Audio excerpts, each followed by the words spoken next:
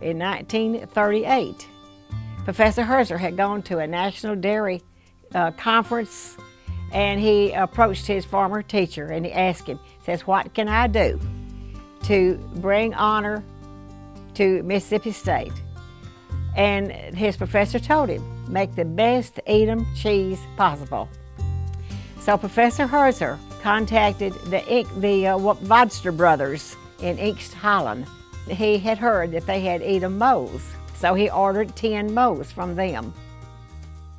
I don't think Prof. Herzer had any idea that this was going to be as big as what we have today. He wanted to produce a unique product that was not produced anywhere in the United States, and he was able to do that. If you look at their careers, the two that had the most impact on it would be Ed Custer and Joe Cardwell. As I said, Prof. Herzer started it, but didn't develop it. Custer was the business person. He was the plant manager type, the business production supervisor, that type quality control supervisor. Whereas Joe Cardwell, Dr. Cardwell, was a cheese person. That was his specialty. He taught the making of the cheese, how it was made, following the correct procedures, seeing that it was done correctly. Mule Folsom was the one that was making the cheese, but those two were the ones that were directing it. He and Cardwell knew what was going on. Whenever I introduce myself to somebody, I always tell them my name is Henry Fulgham, better known as Mule. And the reason I got into the cheese making is because of Tom Owsley. He taught me into coming out here and then taught me how to make the cheese.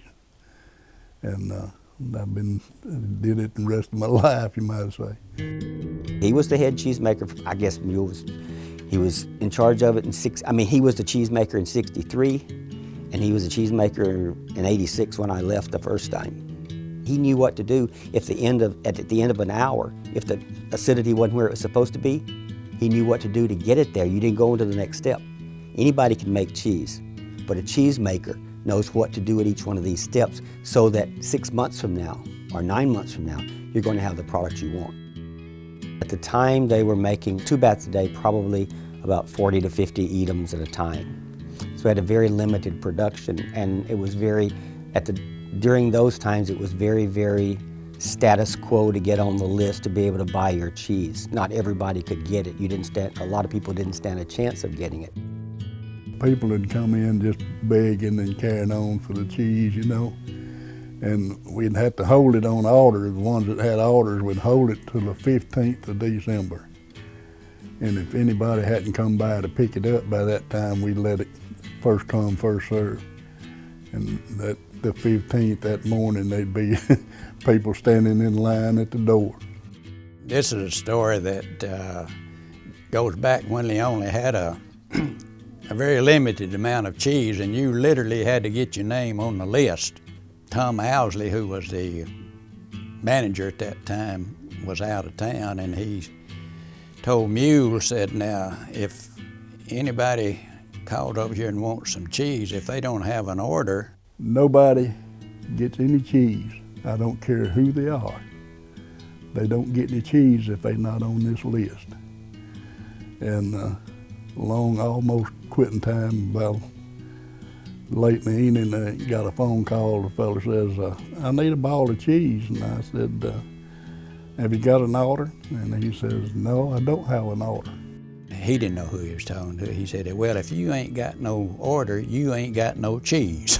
So. He says, "I know there's some strings somewhere that I can pull to get me a ball of cheese." And I said, "Yes, sir, I don't doubt that, but there's none of them tied to me."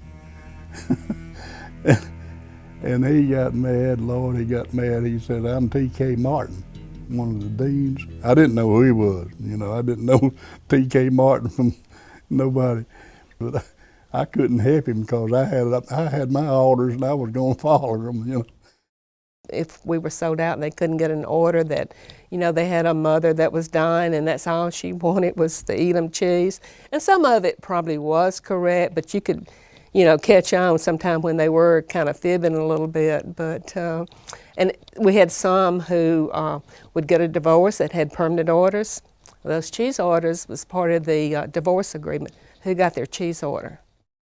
When we moved from the University Florist location over to Herzer back in the 70s, well, we were able to expand production.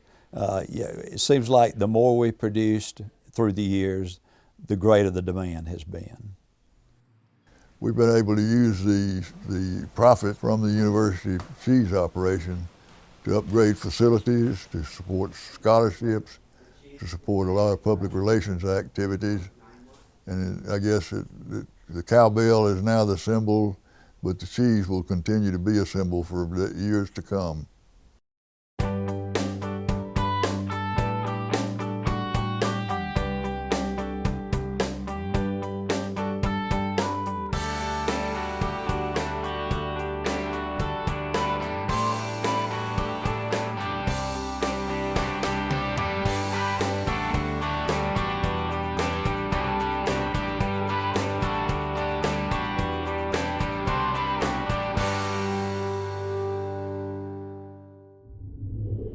We're very proud of what we're doing and the quality of the product and the huge popularity. We sell our cheese products to all 50 states. And so many people come from all over this state just to get a ball of cheese or one of the many cheese items that we have here. People that like Mississippi State like products that come from Mississippi State. It's made from the milk that we produce on our own dairy farm. And we think we have expertise in production of this product.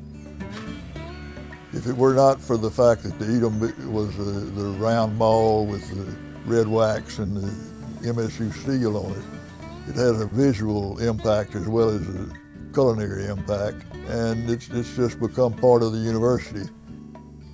That's known the world over. We mailed it out. We mailed some to England, Canada, Virgin Islands, Puerto Rico, and people, they loved it. I don't care where they were, and you could call it would, even if it had been $100 a ball, people would still come in wanting it, you know.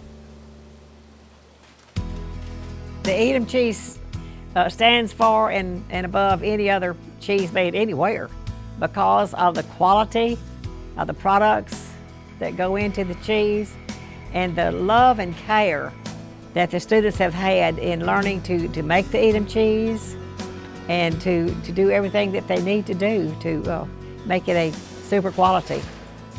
We didn't advertise in the papers or any kind of brochures or anything like that, so it was just word of mouth really, and people sending people cheese, and then they would turn around and place orders. So that's how it really got spread throughout, the United States. There's not many places you can't go and ask if they know what an Edam cheese is, and that they will tell you yes they do, and they want it. And I used to tell the people as they said, well, I get those for gifts, and I said, well, the only problem with that is once you give it, they want it, you've got to start giving it to them on a regular basis. It's a symbol of Mississippi State, and it's not, it's way up there. It gets a lot of publicity for them, and people are aware of it all over the country, and students, they're exposed to this stuff while they're in school, and it's a pride thing that, it makes you proud of what you're representing and the university that you're representing, and the product that you have pleases, that many people. Our children have seldom ever called this just the Edam cheese. They always would say this is Daddy's cheese or this is Granddaddy's cheese. And as our grandchildren have grown up, and they've always been taken over to the cheese shop. And they know to look up, and that's Granddaddy's name up there. And also there are other things in there relevant to Joe and his teaching here for such a long time. I love this thing. I could, my family and everything that I've got and everything I've had is caused from that ball right there. It's who we are at Mississippi State University, and 75 years of production of Edam cheese is an event that is an opportunity for us to celebrate this production, and it's an opportunity for us to say thank you to a lot of people in the past that have made this possible. Happy 75th anniversary for Edam cheese. I'd like to wish the Mississippi State Edam cheese operation a very, very happy 75-year anniversary. Happy 75th anniversary, Edam cheese. I'm so proud to be a part of it. I want to wish you a happy 75th, and I hope you have another 75 after this, and I'm sure you will. It's been part of my life, and always will be. I'm Leota Cardwell, and I wish MSU Edam Cheese a happy 75th birthday.